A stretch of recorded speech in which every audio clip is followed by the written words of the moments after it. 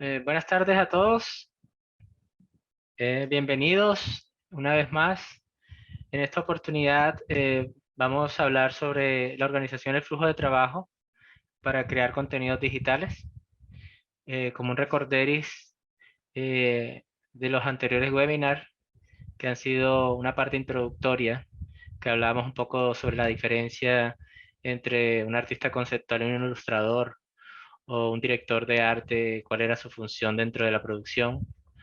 Luego hicimos como unos fundamentos del concept art, mostrando, digamos que esa etapa en la creación, en el diseño de todo todas esas herramientas que utiliza el artista conceptual para plantearse una descripción gráfica para resolver problemas visuales.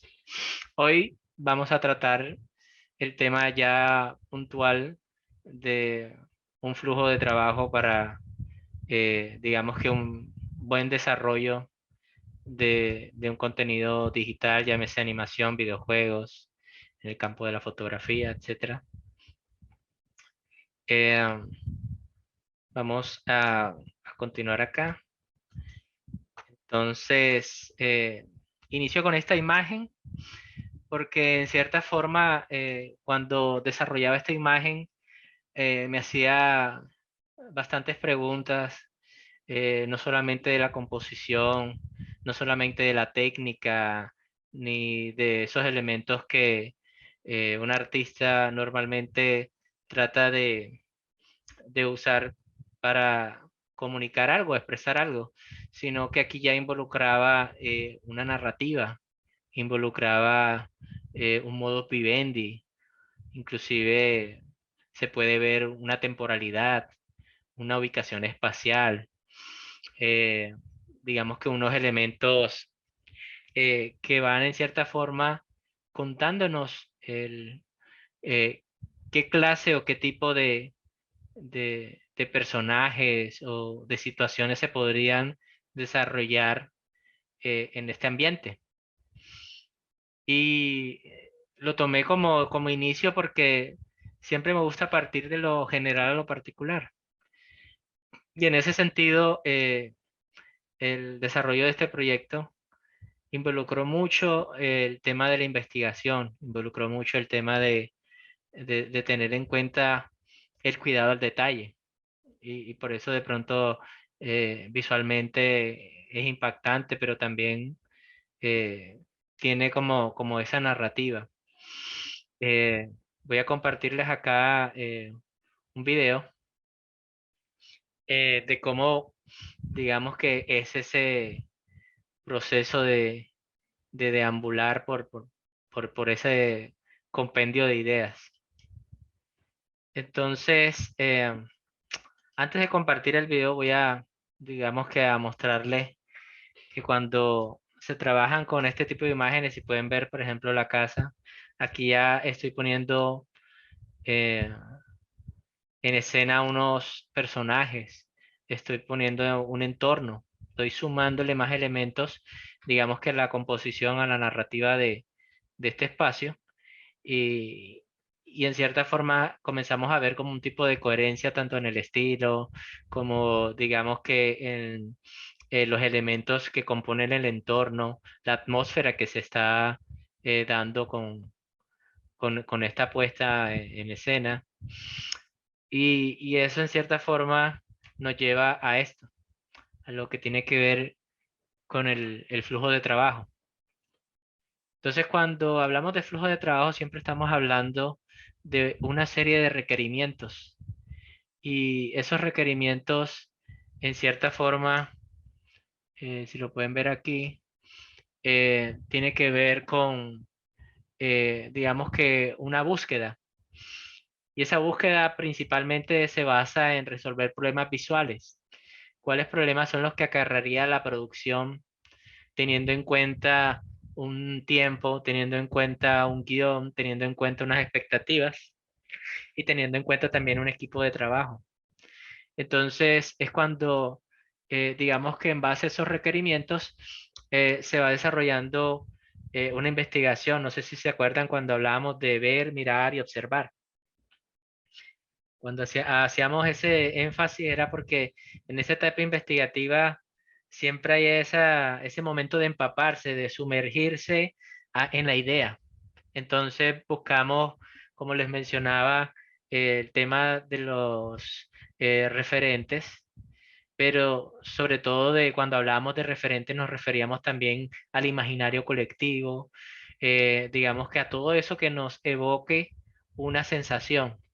Y esa sensación tenía que ver con, digamos que lo que la gente inmediatamente lo conectara con el concepto que queríamos manejar. Entonces, esta parte es muy importante, esta parte superior, tanto para personas que trabajan en equipos numerosos como para personas que trabajan de manera independiente, porque digamos que resolver problemas visuales involucra mucho el tener buenos referentes, no es solamente tener referentes que simplemente nos hablen desde un punto de vista, sino tener esa visión múltiple, que es como lo que diferencia a un artista conceptual de un artista ilustrador, que es que digamos que nos valemos de muchas ciencias y en ese sentido tiene que ver también con la música para generar atmósfera, con un mood board que nos permita, digamos que tener una sensación inicial, digamos que donde se están sucediendo los sucesos, tanto cronológicamente como digamos que en la misma línea temporal de la historia que estás desarrollando. Si, por ejemplo, estamos desarrollando una historia, independientemente de que sea un videojuego sencillo o complejo, siempre va a haber una progresión de los personajes o de la acción y un desarrollo de niveles. Y eso involucra entonces resolver problemas visuales. Cómo se ve el mundo uno con respecto al mundo 2, cómo suena el mundo inicial cuando te sientes todavía a materia, apenas estás aprendiendo las mecánicas, cómo se siente cuando ya estás llegando al final. Todo eso involucra, digamos que, esa parte de combinación del audiovisual. Y en el campo, por ejemplo, llámese de videojuegos, llámese animación, llámese incluso fotografía, tenemos este apartado de aquí, que es como hacia qué canal estamos comunicando. En este caso, estamos hablando de un canal de videojuegos. Y cuando estamos hablando de una animación, estamos hablando de un canal, ya sea de antena o ya sea digital, como el caso de las plataformas digitales, YouTube, Discord, etcétera. Y ahí es cuando tú teniendo un claro hacia qué canal y qué producto estás realizando, es cuando haces tu lluvia de ideas. Es decir, esa lluvia de ideas viene con una predisposición de unos elementos previos que es como, por ejemplo, tener la conversación con el equipo de trabajo. Si es caso que eres independiente, con la forma en que vas a subdividir tu trabajo, porque el que hagas un trabajo de manera solitaria no implica que no dividas las tareas y que cada tarea tenga un orden. Y esa organización implica tener subcarpetas. Entonces, cuando llegas al momento de la lluvia de ideas, si vemos, hay una serie, esto es un flujograma, entonces van a haber unos conectores y estos conectores nos van indicando la dirección hacia donde van desarrollándose las acciones. Entonces, mira que después que pasamos de la lluvia de ideas, viene el silbetaje, que era lo que mencionaba que para hacer un buen proceso creativo, partimos de formas que evoquen, ya sean formas geométricas, ya sea figuras, digamos que más elaboradas, pero que involucren el tener una librería de elementos que vamos a necesitar, por ejemplo, en el caso de los personajes, que estamos trabajando con el personaje principal, que las siluetas en cierta forma manejen esos temas que tienen que ver con la percepción, que para muchos les recomendaría que investigaran sobre el tema, todo lo que tiene que ver la semiótica o la semiología, que es la ciencia que estudia los símbolos, eh, con los principios de la percepción, eh, que son los de Gestalt. Y ya después que viene esa, digamos que esa primera propuesta en las siluetas de los elementos que vamos a trabajar, viene, y ahí es cuando sí uno se reúne con, digamos que el equipo encargado, en cierta forma, de comunicar de manera transversal a todos los departamentos. eh, lo que es como idea se va a mantener, digamos que el concepto. O sea, es decir, todo eso que está aprobado, en cierta forma, viene a involucrarse con lo que nosotros como equipo vamos a entender como el norte, la guía. Entonces, en mucho será la Biblia, en el otro será la guía artística, en el otro será, digamos que la dirección de arte en función del contenido que estés creando. Digamos que cuando no es aprobado o hay un desacuerdo, en cierta forma hay un inconformismo, eh, puede haber dos salidas. Una es el sí y otra es el no. Y cuando hay desacuerdo, entonces volvemos a esta parte, a este punto, que es replantear los referentes ya teniendo en cuenta de que estos referentes ya van a tener una guía, es decir, ya al ser evaluados, eh, en cierta forma adquieren otro rumbo y ese rumbo obviamente va a alimentar otro tipo de referentes distintos al que teníamos inicialmente, que en cierta forma es una aplicación del ensayo-error, pero en esta forma de trabajo tiene que ver más con el acercamiento hacia el concepto. Es decir, cuando ya llegamos a este punto, todavía son más precisas los requerimientos. Y vuelve nuevamente al flujo hasta que se aprueba. Si se aprueba, entonces es cuando comienza el proceso de sketch. Si el sketch no funciona, vuelve nuevamente al proceso de lluvia de ideas para tener nuevamente unas siluetas para volver a retroalimentarse. Entonces, esa era la parte que yo les mencionaba cuando hablábamos de que el concept art es un ente vivo. En cierta forma, la carpeta de requerimientos o la carpeta de insumos se vuelve un ente que normalmente lleva muchas iteraciones. Y es cuando hablamos, digamos que metodologías ágiles, en ese sentido, porque siempre estamos hablando de trabajo en equipo. Entonces, digamos que trabajo en equipo dependiendo del número de personas que se involucran, independientemente de que, por ejemplo, estás trabajando de manera solitaria, siempre vas a tener un publisher, siempre vas a tener, digamos que, la forma en que interactúas con inclusive la audiencia, porque la audiencia se vuelve una retroalimentadora cuando eres independiente. Estás obteniendo, al ser de un tamaño más pequeño, una retroalimentación más directa de tu audiencia. Entonces siempre tenemos que estar enfocados en que es un trabajo en equipo. Y el scope del proyecto tiene que ver más es con los tiempos. No somos inmortales, tenemos digamos que en nuestra vida unas expectativas, eh, y es bueno darle a los proyectos un inicio y un fin. Sobre todo cuando estamos hablando de un presupuesto, cuando estamos hablando de unas energías, porque yo creo que si trabajáramos durante 10 años en algo, digamos que no tiene esas subdivisiones o esas etapas, sería un agotamiento paulatino que en cierta forma desfigura como el propósito del que fue creado el proyecto. Entonces, por eso siempre es tener en cuenta el scope del proyecto como una manera de también influenciar el flujo de trabajo. Si tu flujo de trabajo es que hay un bajo, digamos que curva de restricción presupuestaria cuando se habla del ingreso, cuando se habla de los recursos, no solamente dinero, sino recursos humanos, logísticos, por ejemplo, el que tengas aliados que van a difundir tu producto, ellos van a estar, digamos que a la expectativa de unos tiempos de entrega. Entonces, esta parte es súper importantísima. Ya después de esto es como un desarrollo, que era lo que quería mostrarles acá en este video.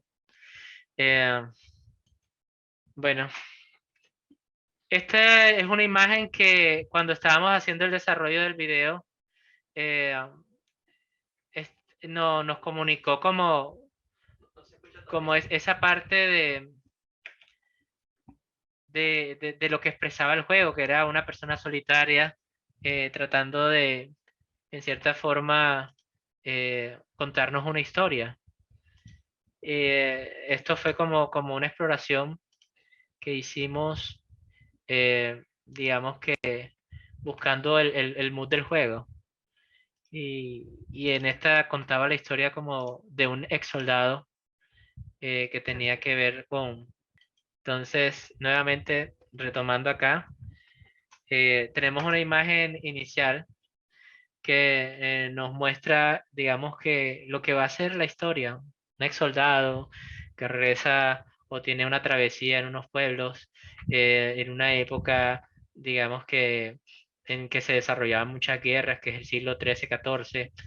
eh, y digamos que el pensar ese universo tenía un punto de partida y digamos que ese punto de partida lo dio esta imagen. Luego, el desarrollo para llegar, digamos que a evolucionar a esto, tuvimos que hacer un mood board, que es como tomar elementos que nos inviten a esa atmósfera que trata de transmitirnos esta idea o este juego. Hicimos unos primeros bocetos de siluetas en los que mostraban como el arribo de un mundo que fuera un poco distópico, pero que tuviera full elementos de lo que es, digamos que, eh, esa época o esos sucesos. Y mira que se hace de una manera despreocupada, es decir, hay elementos que tienen cuidado y otros elementos que no tienen cuidado, eh, siempre buscando que la luz y las texturas transmitan. Digamos que estas combinaciones fueron mezclas de técnicas, tratando de siempre de encontrar como en dónde o en qué universo se está desarrollando esa historia. Por ejemplo, inicialmente la evolución de ese dibujo fue iterar una y otra vez hasta llegar a un trabajo elaborado que siempre implica como ese desarrollo, eh, digamos que de todos los elementos que están comunicando en escena. Entonces, por ejemplo, también parte de cómo funciona este universo. Entonces, este universo tiene, digamos que niveles, y esos niveles implican un desarrollo de unas mecánicas. Implican entonces el que cumplir unos objetivos conlleva, digamos que a manejar unos tiempos, manejar un pensamiento, manejar una narrativa. Entonces vamos viendo de que en la medida en que vamos viendo cuáles elementos son funcionales activos y cuáles elementos son funcionales pasivos, vamos descubriendo el reubicar los objetos, el darle el significado o resignificar algo. Por ejemplo, lo que son los puzzles, por ejemplo, lo que el puzzle, cómo se mezcla con la interacción, cómo se mezcla con el personaje principal. Y eso implica hacer muchos bocetos. Y esos bocetos, en cierta forma, están resolviendo problemas visuales. Siempre estamos continuamente viendo qué problemas visuales está teniendo nuestro personaje principal para alcanzar, digamos que el objetivo por el cual fue descrito el juego. Entonces, por ejemplo, en el desarrollo de los personajes, vemos, por ejemplo, de que hay un poblado, vemos, por ejemplo, de que hay una inspiración eh, en el recuerdo de las personas. Digamos que yo tomé elementos de películas, también elementos reales para hacerlo verosímil. En este caso, por ejemplo, es combatientes de guerras en los que normalmente habían sido mutilados y cómo representar, digamos que esa mutilación, el, el, el desasosiego que se genera por las guerras, porque estamos hablando de un mundo posguerras. Por ejemplo, acá en este caso veíamos eh, la ausencia de nariz como una forma de representar esa carencia o eso que es arrebatado al momento de, digamos que, de las secuelas de una guerra. Y eso para nosotros se nos volvía importante transmitirlo inclusive desde el personaje principal o los personajes secundarios, esa carencia, esa ausencia, ese desdén, para que digamos que la interacción fluyera. Entonces, todas estas etapas son las que normalmente se desarrollan a la hora, digamos que, de contar una historia de manera visual. Entonces, no solamente nos quedamos con un solo estilo, vamos explorando hasta que poco a poco van depurándose las ideas, van interactuando con las emociones. Y esas emociones son las que en últimas generan ese vínculo o ese acercamiento de, de la persona con un hecho o un suceso que en cierta forma es ficticio, pero también toma elementos de la realidad. Y eso nos lleva a que esa exploración de personajes eh, tenga, digamos que como aspectos las motivaciones. Y esas motivaciones, en el caso, dependiendo de qué tipo de interacción se está desarrollando eh, entre, digamos que la audiencia o el usuario con respecto al producto. Entonces, si ven, por ejemplo, acá hablamos del player y aquí hablamos del personaje, eh, digamos que el personaje tiene unas características, tiene, digamos que una personalidad, pero cuando tú como jugador también tienes unas características y una personalidad, comienzas a interactuar, siendo yo, digamos que la persona que guía a este personaje a que logre los objetivos que me propone el juego como reto, se genera un tercer personaje que es esa sumatoria de tus características particulares con las características particulares del personaje y las interacciones que suceden con el control o de las interacciones que suceden con la expectativa. Por ejemplo, cuando estamos viendo una serie de televisión, a veces nos hacen sentir partícipes de la acción. Por ejemplo, en el caso de Last of Us, veíamos que el primer capítulo, la forma en que fue narrada visualmente, nos sumergía a sentirnos en esa sala mientras se daba esa noticia de que si los hongos llegaban a adaptarse, podrían en cierta forma convertirse, digamos que en un problema futuro para la humanidad. Y eso lo vivimos con la pandemia y eso nos hizo sentir temor, nos hizo sentir que estábamos en esa habitación en silencio igual que la audiencia. Entonces, de acuerdo al tipo de interacción que estás desarrollando, es cuando tú generas esa participación, es cuando tú comienzas a deambular en este panel, pero eso ya tiene que ver con aspectos más profundos que son, trataremos más adelante, tiene que ver con lo que se llama la ludonarrativa, que se aplica sobre todo al tema de los videojuegos. En el tema de la fotografía se llama fricción cognitiva, eh, que digamos que trataremos un poquito de explicarlo para que no tengan como, como esa, digamos que esa duda, esa intriga. Entonces vemos que hay una serie de acciones que suceden, digamos que en la historia, en cómo avanza, evoluciona la historia y las mecánicas que son representativas. Y eso, en cierta forma, hay que tenerlo en cuenta para resolver esos problemas visuales.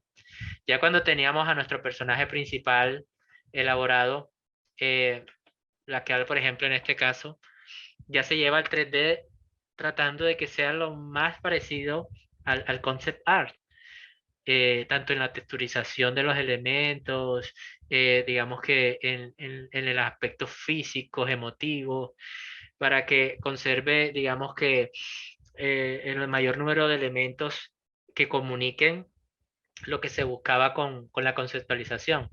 Muchas veces hay una pérdida digamos que de esa esencia, no sé si a usted le ha pasado cuando tratamos que nos enamoramos más de los bocetos que del trabajo final. A veces pasa así también con el tema del arte conceptual con respecto al trabajo de producción, ya en el caso del 3D, porque eso va a depender también del motor gráfico, va a depender del equipo de trabajo, si es posible que el equipo de trabajo se adapte, digamos que a las exigencias e inclusive ese consenso que se establece entre ese diálogo que se da en conceptualizar algo con unos recursos dados.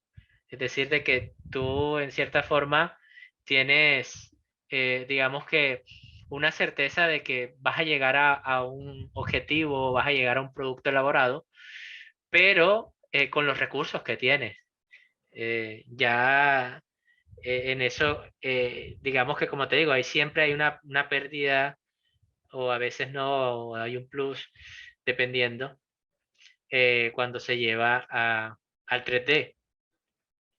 Y por eso todas esas soluciones gráficas son más económicas y más rápidas cuando se desarrollan desde la conceptualización, porque desde la conceptualización estás encontrando la funcionalidad de cada una de las piezas, llámese adornos, personajes, entornos, llámese mecánicas. Entonces, siempre es bueno, digamos que nutrirse de la realidad para plantearse problemas que en cierta forma vamos a solucionar con nuestro producto. Y entonces los problemas visuales tienen que ver con texturas, con colores, con sensaciones y sobre todo con emociones. Digamos que las emociones son las que juegan un papel importante porque digamos que podemos percibir hasta cierto punto el alcance de un personaje y otro, pero en la medida en que lo compartamos, llámese la plataforma, digamos que YouTube o llámese videojuego, consola, etcétera, siempre vamos a estar recibiendo o resignificándose en las personas. Entonces, esa resignificancia, en cierta forma, a veces puede producir un ruido visual no deseado. Y entonces ahí es cuando entramos a tratar de desmenuzar cada pieza, inclusive una casa. Vamos desmenuzándola, tratando de buscar, digamos que recursos narrativos, inclusive con las sombras, con la luz que atraviesa un espacio, con la forma o la figura de una casa. En este caso, buscamos cosas asimétricas y elongadas como forma diferenciadora a la hora de plantearse. Inclusive el tema de cuando juegan las texturas, eh, hace también como hacer que las cosas inanimadas se sientan vivas, se sientan creíbles. Por ejemplo, eh, la ilustración que ven a su izquierda es la representación de, digamos que, el producto mínimo viable de un recurso. Digamos que si vamos a interactuar con un personaje, ¿qué pasaría si interactuara con una casa? En una casa, ¿qué hay? Hay una entrada, hay una escalera. Ya de por sí ahí tienes desarrollado mucho para contar. Y por eso entonces se parte de algo mínimo. No se crea, digamos que en cierta forma, de manera arbitraria, un mundo, sino que creamos un submundo pequeño donde se prueba, digamos que esa parte funcional. Y cuando hablamos de funcionalidad también estamos hablando de escalas. Por ejemplo, cómo va a pasar nuestro personaje esa puerta. Eh, Cuántos ladrillos debe tener para, digamos que, tener la altura deseada, dónde van a estar ubicadas las maderas. Y es cuando se hace el tema del emblocado, tanto de la ilustración como en el del 3D. Que eso va a ser un tema de cierre del webinar 2D, que cómo utilizamos herramientas digitales para agilizar el emblocado en el diseño de props o de concepts 3D, 2D, perdón. Entonces, mira que aquí al traspasar o al interpolar el que la casa esté ubicada en un entorno 3D, comenzamos a plantearnos el tema de la luz, cómo funcionan, digamos que los emisores de luz en ese sentido. Y comenzamos a ver, digamos que el comportamiento y como les mencionaba, que tanto se acerca a esa parte conceptual. Y es cuando comenzamos a ver de que en producción podemos tener unos estimados. Si yo tengo el estimado de esta casa, puedo ya fácilmente calcular el estimado eh, de, de un pueblo. Y entonces en el diseño de nivel tomar decisiones rápidamente visuales, porque los problemas visuales no son solamente de composición, no son solamente de texturas, ni de qué tan bonito sea el arte, sino ni tampoco de lo funcional. Tiene que haber también con cuánta cantidad de elementos podemos componer el desarrollo de principio a fin esa propuesta de videojuego. Entonces, eso nos pone a pensar y es lo que nos damos cuenta de que el trabajo de un artista conceptual involucra más funciones que simplemente ilustrar. Involucra, digamos que, un desarrollo hacia muchas eh, fases. Entonces, volviendo aquí a la presentación, es cuando nos damos cuenta de que esta parte es importantísima, porque es el que nos va a marcar el norte y nos va a generar, digamos que, ya hacer prototipos más ajustados, digamos que al alcance del proyecto. Digamos que el alcance de nuestro proyecto eh, conlleva hacer 10 mundos, por ejemplo, ya tú comienzas objetivamente a pensar de que ya no van a ser 10 mundos, van a ser 5, pero que esos 5 mundos van a tener submundos que fácilmente puedes reciclar elementos, inclusive, digamos que cambiar la iluminación y ahí entonces ya vas resolviendo otro tipo de problemas que ya tienen que ver con el diseño de niveles. Pero cuando estamos digamos que en el desarrollo del flujo de trabajo, estamos mirando aspectos técnicos y también los aspectos de intención y personalidad. ¿Por qué? Porque no solamente los personajes son los que van a tener un carácter, el mundo tiene un carácter, el mundo se vuelve otro personaje. Entonces, ahí es cuando, digamos que los props, en el caso de nuestra propuesta, tiene que también estar inmerso en esa predisposición a transformarse al carácter que está asumiendo el juego.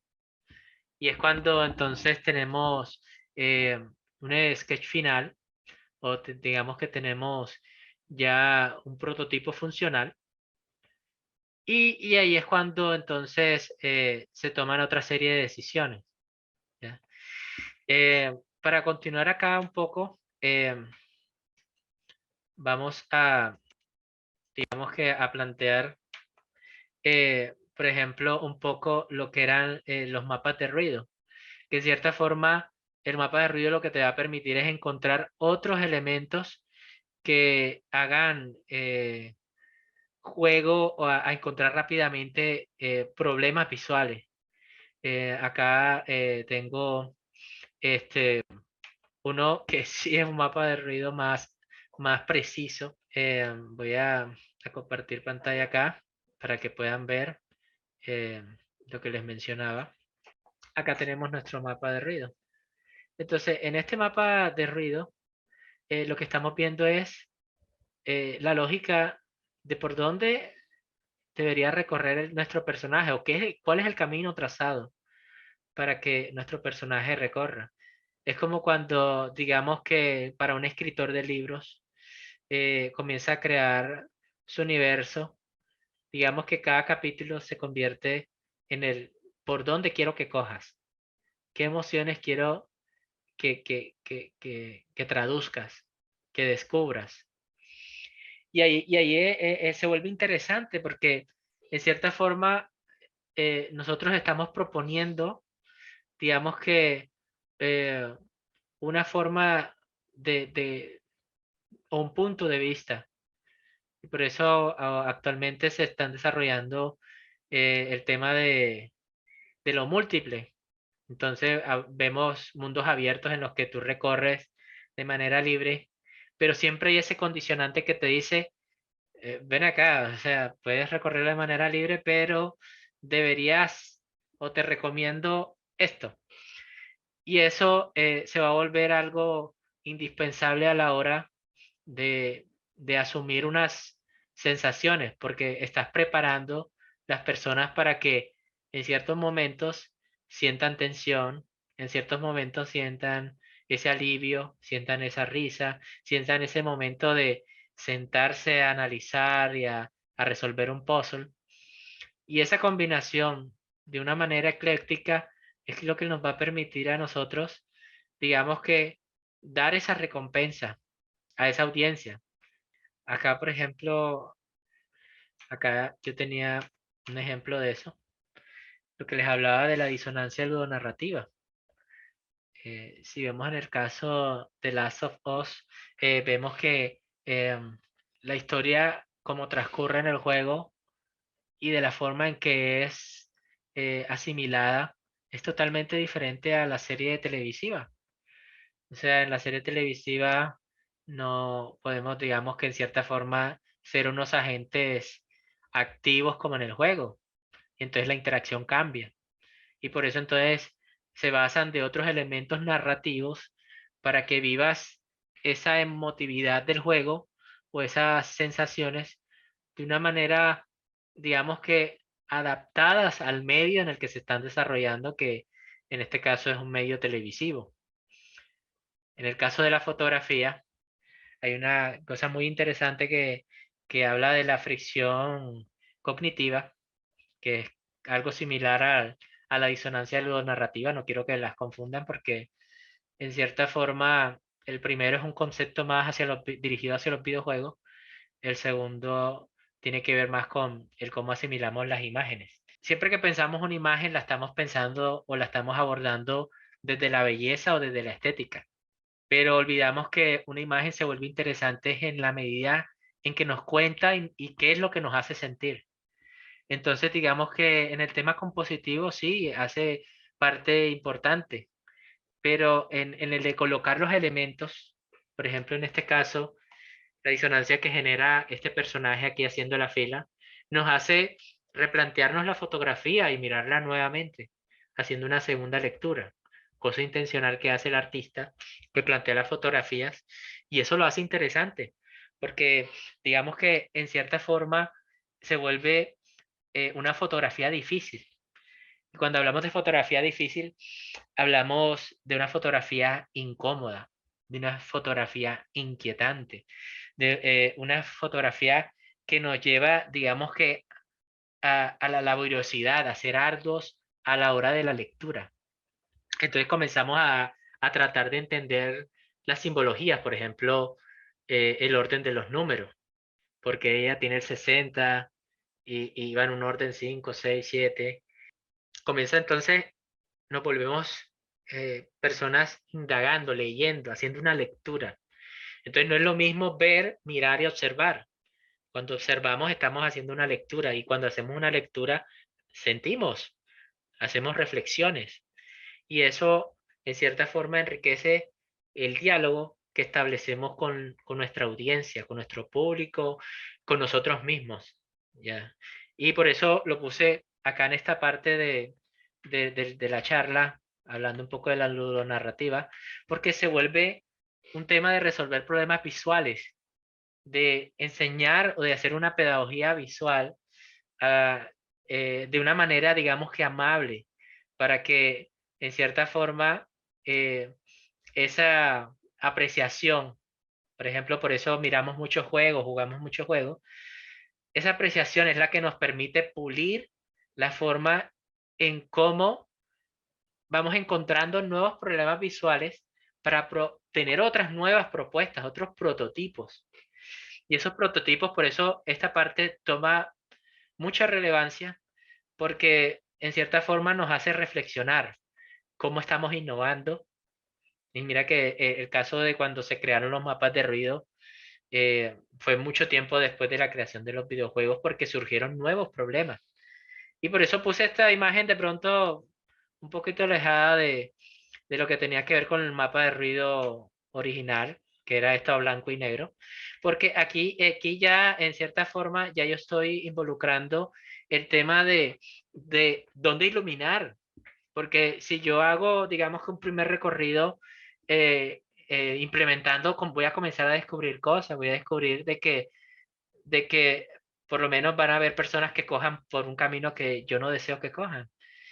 Y no todo lo vas a bloquear, porque bloquear la visión de poner paredes, de poner bloques de cosas, de objetos, en cierta forma le va a quitar esa naturalidad que hablábamos de la ludonarrativa, no se va a sentir natural. Y entonces por eso optamos por elementos comunicativos más, digamos que más inteligentes. En este caso, por ejemplo, la iluminación. Si yo cojo, por ejemplo, que la iluminación que te indique el recorrido del camino sea la más importante, es la más luminosa. Y es entonces, obviamente, la más luminosa va a mostrarte como cuando vas por una calle y vas viendo las luces de la vía que te van indicando hacia dónde coger, solo que de una manera más artística. Entonces lo mismo va a pasar con las luces, digamos que anexas, que tienen que ver más con, digamos que la ambientación. Entonces en la ambientación, si estamos hablando del siglo XIII, no podemos hablar de las luces de calle halógenas, sino que necesitamos unas luces ambientales a propósito que nos permitan ser esa luz principal, la luz ambiental. Pero después vienen esas luces artificiales que son candelabros, que son una vela, que son antorchas, que ya comienzan a generar, digamos que esa coherencia, pero van a resolver problemas de iluminación en lo que tiene que ver con nuestra ambientación, sin romper lo que tiene que ver con la atmósfera. Y eso lo vamos a ver más adelante. Entonces, otra ayuda que es muy vital son los storyboards, porque los storyboards lo que hacen es que en cierta forma nos van involucrando a contar una historia a través de imágenes, o ya sea una animación, nos van a contar y comienzan a surgir esos requerimientos que va a pedir la producción o que va a pedir, digamos que la rigurosidad de mirar en cuidado al detalle, que eso hace un director de arte. Va a comenzar a ver de que hace falta más árboles, hace falta una entrada, hace falta simbolismos, monumentos, cosas que representen, digamos que, la contraparte del protagonista. Entonces, todos esos elementos hacen juego a la percepción, a la persuasión.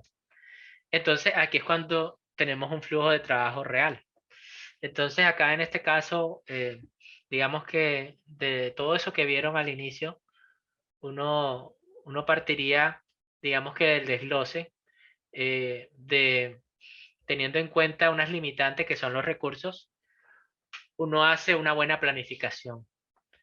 Entonces, el Asset Zoo entra como una herramienta en el flujo de trabajo que te va a permitir manejar tanto, digamos que esa parte de lo que tiene que ver con el alcance del juego.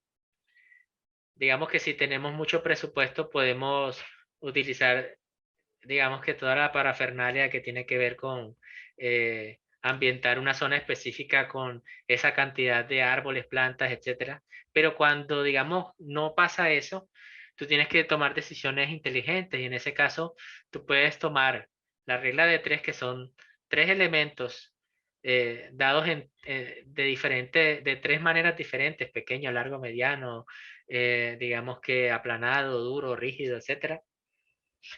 Y comenzamos entonces a pensar, a repensar nuestro universo. ¿Qué se puede reciclar? ¿Qué se puede poner y que con una composición sencilla le dé un cambio de atmósfera? Entonces vemos que subdividimos terrenos y edificaciones. Digamos que porque los terrenos en cierta forma se vuelven la ambientación, como en el teatro se vuelve la escenografía, como digamos que en la fotografía vendrían siendo los props o los elementos o los assets con los que vas a ambientar tu, tu escenografía. Entonces, aquí, por ejemplo, vemos que tenemos tres tipos de rocas, tenemos tres tipos de árboles y tenemos tres tipos de follaje. Entonces, acá, digamos que cuando avanzamos, comenzamos a mirar referentes y tenemos entonces que las rocas las subdividimos eh, en acantilados y estos acantilados, digamos que tienen diferentes características.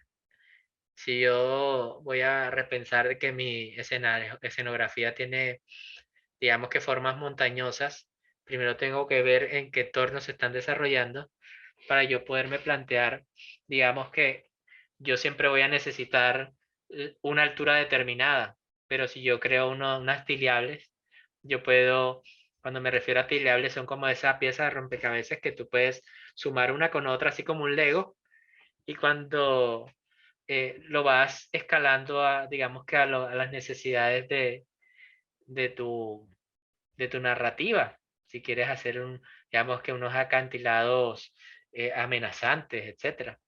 Lo mismo entonces lo que tiene que ver con rocas grandes o rocas pequeñas o rocas planas. Ahí entonces involucra otro tipo de roca que no son las montañas. Lo mismo entonces tiene que ver con las rocas que se conforman más como plataformas, que son sistemas rocosos que no son tan elevados, pero que en la sumatoria de ellos podemos, digamos que, generar un entorno. Lo mismo entonces pasa con los terrenos en cuanto a los árboles. Tenemos primero una etapa que son como unos arbustos, que en la combinación de estos arbustos podemos generar espesor, podemos generar lejanía, podemos generar puntos interesantes. Los árboles secos siempre van a estar presentes en la naturaleza. Entonces eso también ayuda, digamos que, a esa narrativa visual, árboles grandes y así. Cuando llegamos al tema de las edificaciones, entonces ahí tenemos lo que es el mapa de niveles. Entonces vemos que, por ejemplo, acá hay un mapa de nivel en la que estamos viendo de la altura, digamos que más hacia la a ras del suelo y la máxima altura. Entonces, al pensar diferentes niveles, estamos pensando diferentes formas de percibir los objetos. Por ejemplo, no es lo mismo acercarse a un objeto que sea más pequeño que nosotros o vista desde el puente ver los peces y va a tener, digamos que una repercusión emocional. Lo mismo sucedería entonces con los objetos que están, digamos que en niveles más elevados. Entonces, volviendo acá, tenemos niveles, casas y caminos. Y vuelve entonces el proceso. Buscamos unos referentes, buscamos, digamos que, uno desarrollo de niveles, digamos que vamos viendo inclusive el comportamiento de los muros de las casas o los muros de las divisiones. Inclusive reciclar un muro de esta división, yo puedo utilizarlo para una ruina de una casa. Y así entonces estaría resolviendo el tener una casa nueva. Y eso es lo que hace valioso el Asset Sub, porque el Asset Sub en cierta forma te está haciendo una lista de requerimientos, digamos que están respondiendo a unas necesidades gráficas que ya se identificaron, que se van a necesitar ya habiendo, digamos que un prototipo inicial de un entorno en el donde están sucediendo las acciones, pero ya aquí puntualmente van a ir hacia las acciones particulares que tiene cada mecánica porque la sumatoria de las mecánicas son las que generan las dinámicas y esas dinámicas deben sentirse. Y ese sentimiento, digamos que muchas veces lo ayuda el cómo está configurado un entorno, el cómo abordamos un entorno. Si yo llego y estoy haciendo un recorrido y la forma en que yo aborde el entrar a una casa, ya sea rodeándola, ya sea entrando, ya sea abriendo puertas. Eso me va a llevar, digamos que en cierta forma, a tener que tener bien administrado los recursos, llámense puertas, paredes, pisos, etcétera. Y el ver que las diferentes combinaciones que pueden resultar me agilicen el proceso inclusive técnico de disminuir pesos cuando estamos hablando de motores gráficos. Por ejemplo, en el caso de la fotografía, a veces cuando utilizan el croma y entonces utilizan un fondo que tiene menos costos que, digamos, que trasladarse o crearlo desde cero.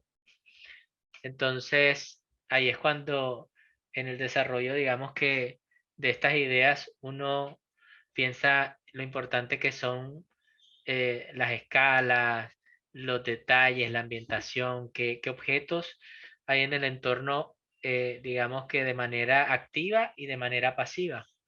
Entonces, mira que de manera activa ahí yo rápidamente puedo ver las luces. Las luces me están indicando que hay cosas interesantes que pueden estar pasando ahí. Las escaleras me están indicando una acción activa. Las acciones pasivas me las indicarían las sartenes. No están al alcance, están es como ambientación. Entonces, tú rápidamente puedes distinguir qué elementos son activos y son pasivos dentro del desarrollo de digamos que de un entorno. Voy a mirar a ver quiénes están por aquí. Estoy viendo que hay como...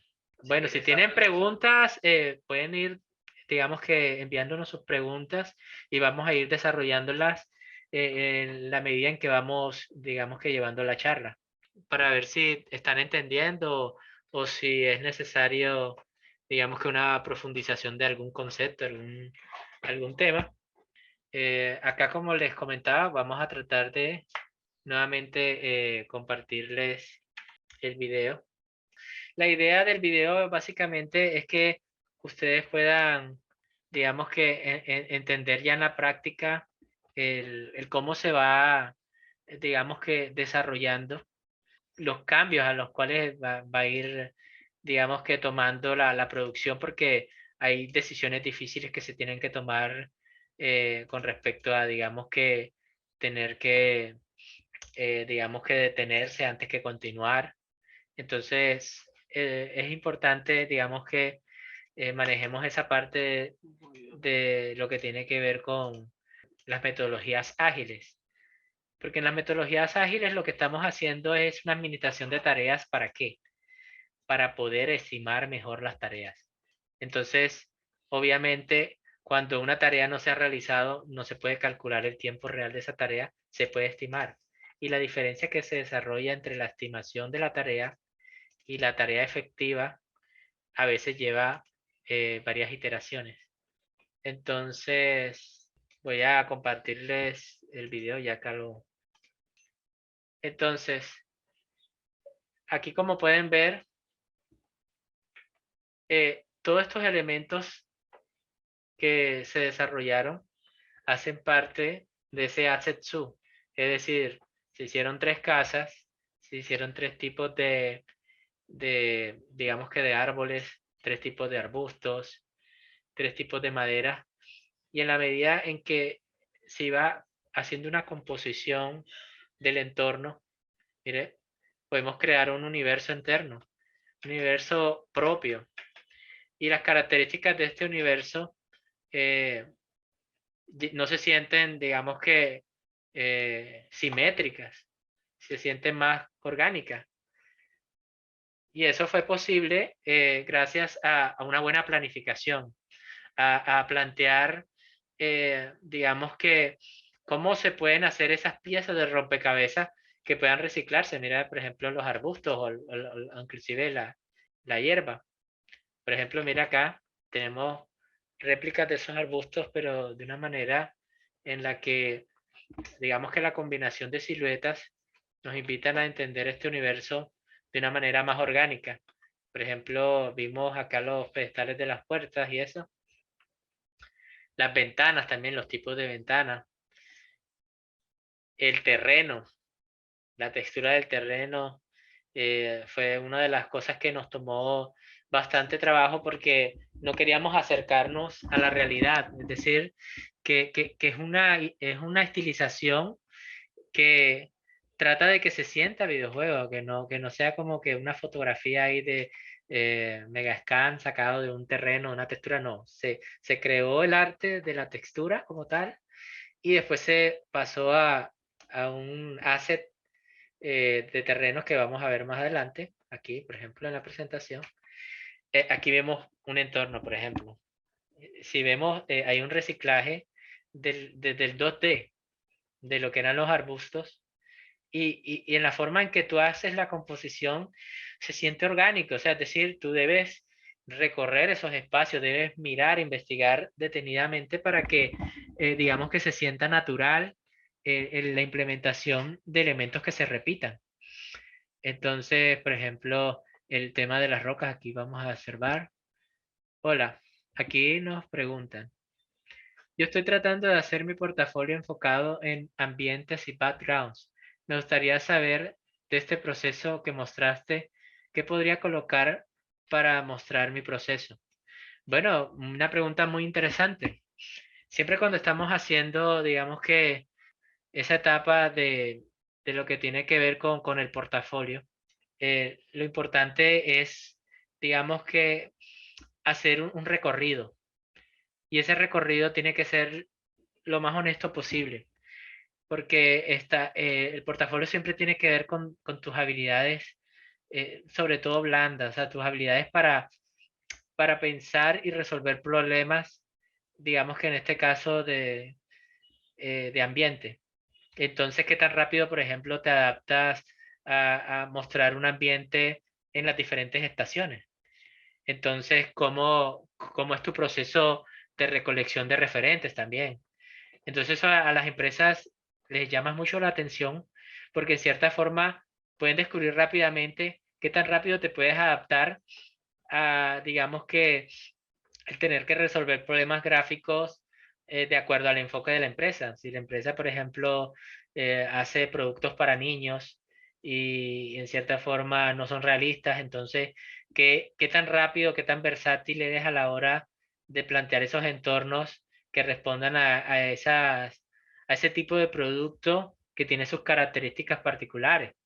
Entonces, la forma en que muestras el proceso de cómo llevas a cabo desde la toma de referentes hasta, digamos que, el tema de lo que tiene que ver con la silueta, el sketch, lo que tiene que ver con la propuesta visual como tal, que es como la composición, la paleta de colores que vas a utilizar, eso es lo que te va a permitir, digamos que, mostrarlo en el proceso. Entonces, en ese proceso yo como tú colocaría primero como un referente de donde tomaste la idea y el resultado. Luego, mostrar todo el proceso que te llevó de ese referente a ese resultado. Entonces, ¿qué ve inicialmente la persona que va a revisar tu portafolio?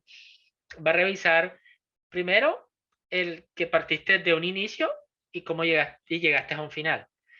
Luego va a ver todos los puntos intermedios de ese proceso, que es como esa, digamos que, producción creativa. La producción creativa tiene que ver con ese árbol de ideas que tú desarrollas personalmente para generar procesos creativos mentales. Entonces, digamos que en cierta forma, cómo armaste tu Frankenstein, qué técnicas utilizaste, cómo fue el tratamiento del color. Entonces, eso sería como, digamos que, un proceso claro a la hora de revisar tus habilidades para resolver problemas visuales. ¿Sugiere algún método para la creación de mood boards? Incluso alguna aplicación haga más fácil el proceso. Bueno, actualmente utilizan Pinterest, utilizan diferentes fuentes. O sea, no me gusta amarrar a la gente a que haya un método como tal, porque digamos que el método es esa forma particular en la que desarrollas tus procesos creativos. Entonces, digamos que para mí es importante que utilices todas las herramientas existentes y las testes Por ejemplo, yo no estoy en desacuerdo con utilizar las inteligencias artificiales, mm, siempre y cuando tú lo veas como un proceso. Cuando hablamos de un proceso es que te lleve a pensar, es decir, a desarrollar ese proceso creativo que te va a permitir el día que se cayó el internet un mes, igual, digamos que no hay forma de, o se cayó la plataforma de inteligencia artificial o se acabó porque quebró. Entonces, no generar esa dependencia a ese insumo y tener recursos o tener herramientas es el quehacer de los artistas, sobre todo los artistas conceptuales. Como te digo, esto es multidisciplinar, no solamente involucra el conocer, eh, digamos, el cómo dibujar un árbol, sino, digamos que toda esa parte holística de lo que tiene que ver con, por ejemplo, sentir, qué te transmite un árbol. Inclusive hay ejercicios de abrazar árboles o de recorrer entornos. Cuando Pixar fue a grabar Up, lo que hicieron fue recorrer el Salto del Ángel y de ahí tomaron y replantearon muchas ideas para el tema de la conceptualización del universo que querían contar. Inclusive salió una subtrama, que es la del cumpleaños del perro. Entonces ahí vemos cómo es. Entonces, ahora continuando acá. Vemos aquí, por ejemplo, un ejemplo de eso. Eh, Acá en el caso de una roca plana, vemos que ubicándola de diferentes maneras, obtenemos diferentes sensaciones. Y en la composición con los demás elementos, comienzo yo a generar puntos interesantes, o puntos complementarios, o puntos narrativos, dependiendo del uso. O sea, dependiendo del uso, tú ves si es algo que ayuda a alimentar la atmósfera, si es algo que invita a la acción. Por ejemplo, si yo veo estas rocas ordenadas de una manera asimétrica y hacia una dirección, yo lo entenderé como escalera, a pesar de que sea una roca plana. Entonces, este es un ejemplo del asset sub que nosotros tomamos. Mira que con este elemento construimos todas las carreteras, con esto construimos los puentes, con esto construimos las montañas y los entornos. Eh, Acá tenemos, por ejemplo, para construir las casas y los entornos. Entonces, digamos que eso es una muestra de lo, de lo útil que se vuelve una herramienta, en este caso, digamos que metodológica, de optar por hacer pequeñas variaciones de tres de los elementos que componen un entorno y en base a la inteligencia creativa de cómo los organizas, desarrollas un diseño de nivel. Entonces aquí vemos, por ejemplo, una imagen de cuando todos los elementos, mira que todavía están de manera como un block, eh, emblocados, podemos tener una sensación del entorno que se nos está planteando.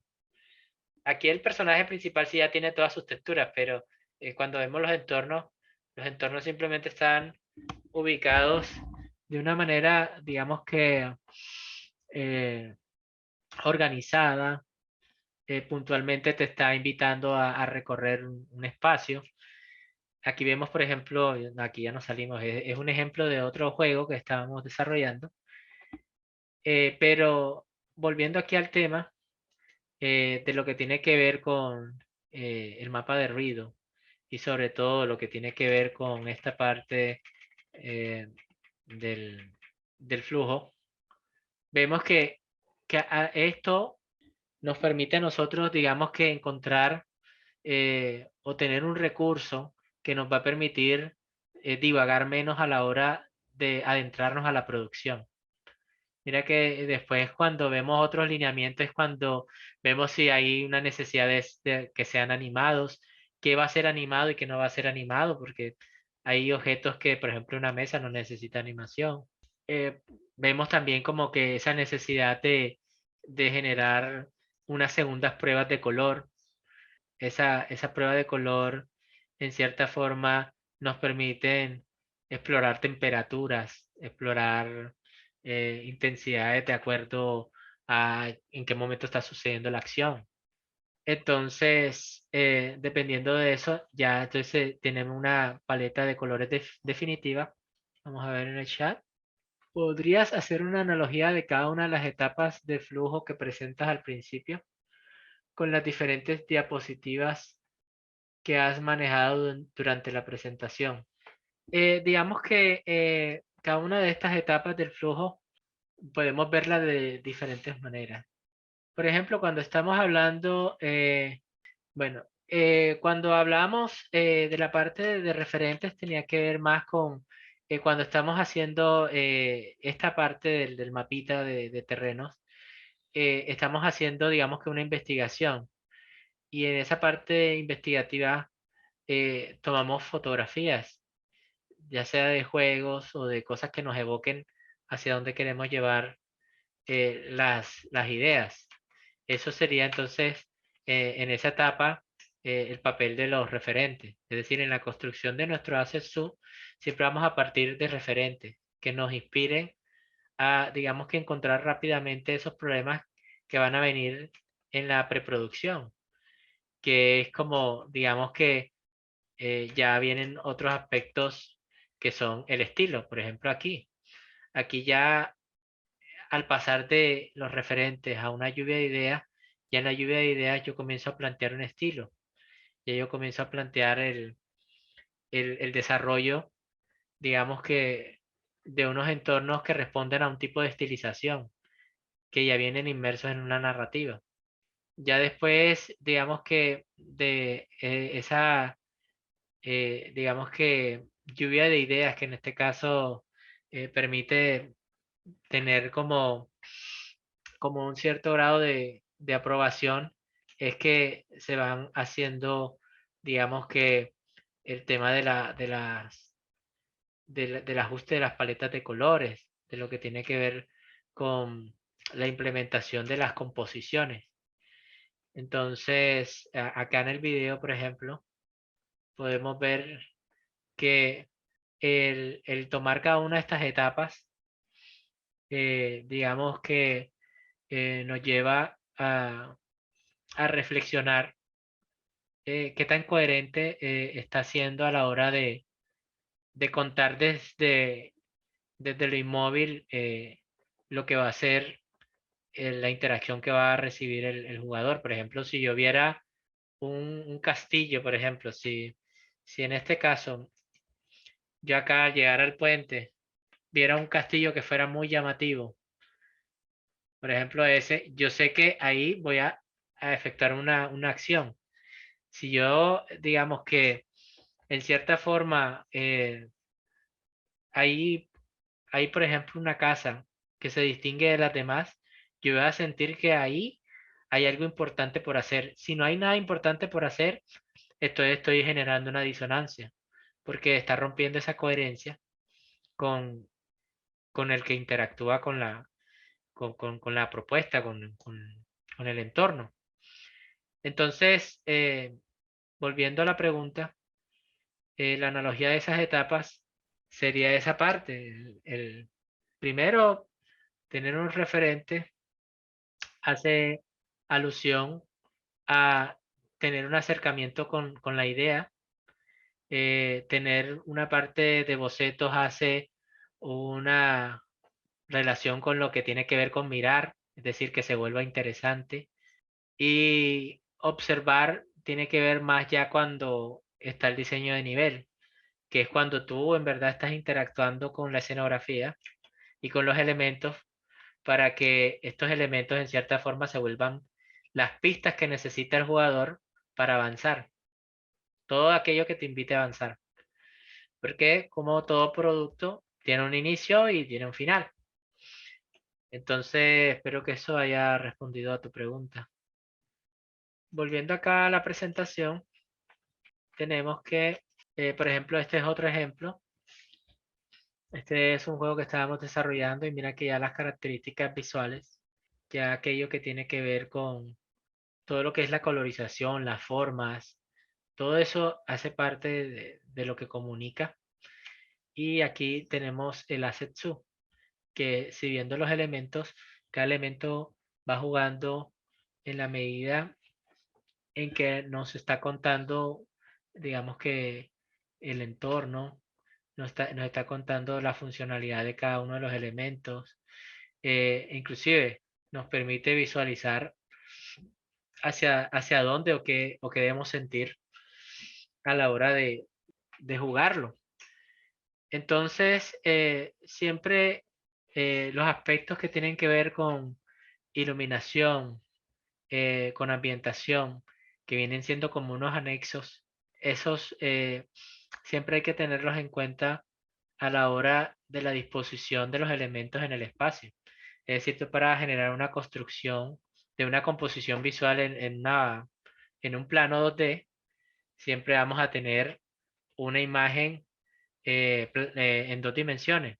Es decir, de que aquí estamos resolviendo problemas de cómo se absorbe o cómo se analiza la información y esa información cómo nos permite entender quién es el protagonista y quién es el antagonista.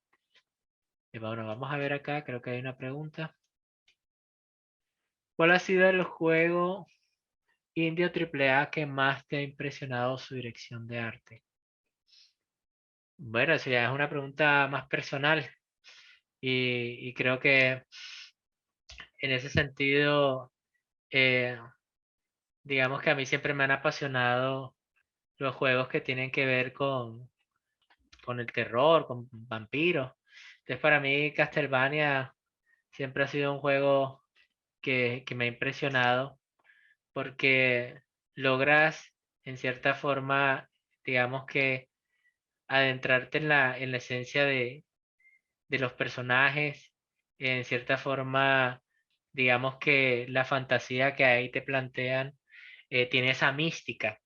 Y siempre he sentido que cuando tú haces cualquier cosa, hay un elemento racional que está en juego, que digamos que es toda la técnica. Hay un elemento, digamos que te motiva, que es un propósito, pero siempre hay un elemento místico, que es como decía Bob Ross, los accidentes felices. O sea, siempre cuando estás desarrollando algo desde el pensamiento, algo desde la creatividad, siempre hay hay un espacio a la mística. Y esa mística entendida desde el cómo algo que todavía no entendemos se convierte en ese elemento mágico que le suma, que para los videojuegos vendría siendo como el aesthetic. Eh, Creo que todo tiene aesthetic, todo tiene su alma. Inclusive creo que hay un término japonés que habla de eso, de que los objetos tienen un alma propia. Entonces, siento que ese ha sido el juego que más en ese sentido me ha influenciado. Siento que me gusta, eh, pero yo solamente digamos que no me cierro a solo un estilo de arte. En mi carrera como artista conceptual siempre he tenido como unos retos, pero siempre también he tenido un tiempo para la apreciación, que a veces mucha gente desvaloriza eso, que es ese tiempo que te das para ti mismo de estar asimilando diferentes tipos de arte y tratar de entenderlos, porque solo aprendes a dibujar cuando eres consciente de lo que dibujas, solo aprendes a apreciar cuando eres consciente de lo que aprecias.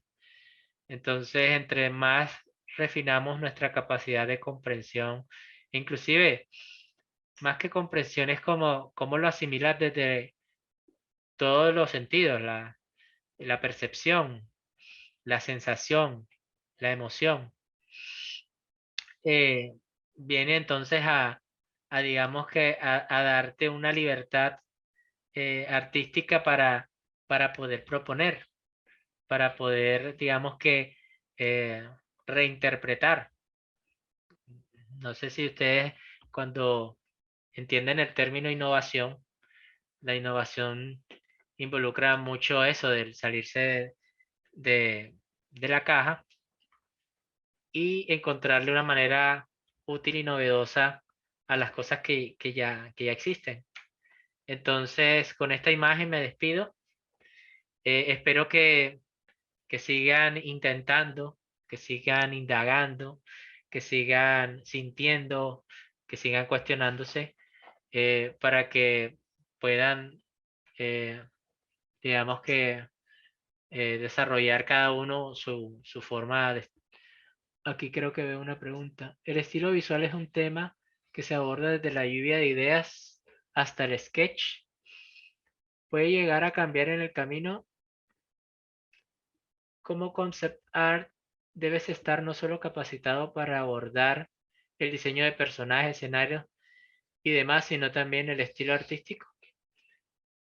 Bueno, cuando se habla del estilo visual, en cierta forma, estamos tratando de hablar de esa particularidad.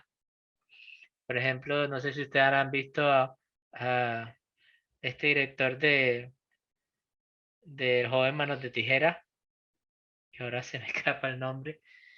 Él tiene un estilo muy particular y en cierta forma, Tim Burton, gracias. Eh, Él tiene una estética y una forma de contar, es decir, vas desarrollando, digamos que un lenguaje visual. Y cuando se trata de un estilo visual, de un producto definido, digamos que el estilo visual lo determina la dirección de arte. El director de arte lo que busca es que el estilo se vuelva un elemento más en la narración que afiance el concepto que tienen planteado. Por ejemplo, cuando vemos esta ilustración en pantalla, vemos inmediatamente que el estilo visual ya nos está dando pistas de hacia qué audiencia está dirigida, qué edades, nos está dando qué tipo de dinámicas, porque digamos que el flujo de la acción nos está diciendo que probablemente el juego tenga que ver con un shooter, el defenderse, porque tienes ahí como un ataque de unos zombies que tienen aspectos de simio. Entonces eso se hace en el desarrollo de la guía de arte. Es decir, durante todo el recorrido de lo que tiene que ver con lluvia de ideas, lo que tiene que ver con sketch, lo que tiene que ver con la toma de decisiones con el equipo, porque desde el aspecto técnico te pueden decir, oye, estás soñando demasiado, o hay un problema ahora que tuvimos que pusieron paga tal cosa y se nos sale del presupuesto, porque hay herramientas que al principio pueden ser gratuitas, por ejemplo, cuando comiencen en cierta forma a cobrar por Blender, o migras a otra o te toca tenerlo en cuenta a la hora del scope, del alcance de tu proyecto. Entonces, como artista conceptual, aunque más como director de arte, es cuando se establece el estilo artístico, ¿ya? Porque puede ser que, digamos que en un proyecto que sea grande, estén trabajando, y eso es normal, trabajen como 5 o 6 artistas conceptuales y cada uno propone una visión de lo que desde la dirección de arte se propone. El director de arte puede hacer un mix, puede tomar elementos del uno del otro o puede simplemente validar uno solo. Pero esa validación que da el director de arte es la que va a determinar esa guía artística, es decir, ese estilo, al cual todos deben ceñirse para que en cierta forma funcione. Por ejemplo, en la guía de arte se colocan los tonos del personaje, se colocan el mapa de expresiones. Así que yo no voy a poner a un ilustrador o a un artista conceptual en pleno producción a inventarse una expresión, porque esas expresiones ya están resueltas desde la guía de arte. En el caso de la Biblia, en el tema de la animación, ya están resueltas todas esas expectativas de, por ejemplo, eh, los fonemas, por ejemplo, el tema de lo que tiene que ver con los RICs. Todo eso tiene que ver con la preproducción. Y al ver con la preproducción, eso influye mucho a la hora de que se esté comunicando lo mismo, que todos entiendan lo mismo. Entonces, eso evita que hayan iteraciones innecesarias. Por ejemplo, que entró un artista conceptual nuevo y él tiene un estilo y él quiso hacer su sonrisa al personaje que ya tenía determinado. Entonces eso le cambia, le puede cambiar la esencia, le puede cambiar inclusive la forma en cómo lo siente una persona. Puede entonces cambiar el personaje. Ayer estaba escuchando, por ejemplo, que en La Hora de la Aventura, al al mismo artista que hacía la voz del perro, le pidieron que cancelara los modismos mexicanos. Pero ya, digamos que La Hora de la Aventura ya tenía un bagaje, es decir, ya en Latinoamérica, ya todas las personas habían asumido, habían, digamos que, tomado al personaje y en su esencia. Y entonces quitarle algo tan esencial como esas expresiones particulares que había creado el artista de voces, inmediatamente le cambia el sentido. A pesar de que era el mismo actor de doblaje, se siente otro personaje diferente. Entonces, por eso es que es importante esa primera etapa o esa etapa de tener una buena guía de arte, porque vas a evitar esos problemas de producción que, digamos, se hizo una animación completa de un minuto de animación que puede durar un mes y ese trabajo se puede dañar. Entonces, espero que eso responda a tu pregunta. Bueno, listo. Entonces, no habiendo más preguntas, fue un placer el día de hoy haber compartido con ustedes esta, este proceso que llevamos en Blazing con referente a nuestros productos y la responsabilidad que eso implica. Estoy muy satisfecho de las preguntas porque me parecieron pertinentes eh, a la hora de abordar, digamos que estos temas que tienen bastantes vertientes, subdivisiones. Digamos que inclusive cuando hablamos de- del tema de la ludonarrativa, eso inclusive es como para un, un webinar solamente de eso. Y bueno, espero que tengan buenas noches y gracias a los asistentes.